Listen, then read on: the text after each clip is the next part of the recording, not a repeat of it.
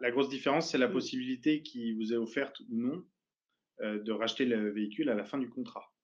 LOA, c'est location avec option d'achat. Donc, au bout des 2, 3, 4, 5 ans de contrats qui ont été souscrits, il y a la possibilité de lever une option d'achat, de racheter le véhicule et de repartir avec. Avec une LLD, quoi qu'il arrive à la fin du contrat, on repart à pied. Avec potentiellement des frais de remise en état qui, chez certains, sont un peu coûteux. On repart à pied ou on repart avec un nouveau contrat. C'est souvent ce qui se Oui, passe, on oui, oui, enchaîne. oui. Et le fait de repartir avec un nouveau contrat permet justement de s'en tirer un peu moins mal sur les frais de remise en état du contrat qui se termine. Donc ça, voilà, Alors ça peut être le un conseil qu'on moyen. donne souvent aussi, c'est de regarder par exemple sur des sites d'annonces hein, où pour certaines voitures c'est connu, c'est-à-dire la cote un petit peu de votre voiture. Je ne parle pas de la cote de son prix, mais la cote d'amour.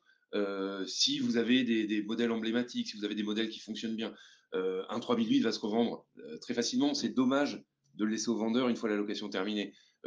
J'avais l'exemple d'un lecteur qui avait une Mini qui regardait sa petite cote, qui disait ça vaut tant. Non, en fait, une Mini, ça se revend largement plus cher parce qu'il y a une vraie cote d'amour sur ce véhicule. Donc globalement, regardez un petit peu les annonces. Si vous voyez que c'est un véhicule qui part très très bien d'occasion, surtout prenez une LOA. La LLD est parfois moins chère, avec un import inférieur, des mensualités qui sont un petit peu moins élevées. Il faut rendre le véhicule à la fin.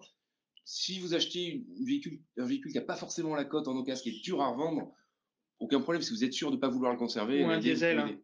Ou un Et à un diesel. moment donné, on va arriver au point où le diesel va devenir plus difficile à vendre. C'est déjà le cas, donc les prix ont diminué.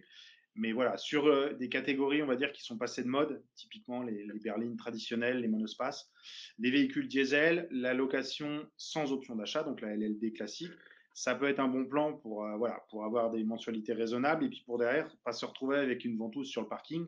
Parce que voilà, d'ici 3, 4, 5 ans, il y aura des véhicules qui seront totalement passés de mode et des carburants qui seront dans le viseur du gouvernement.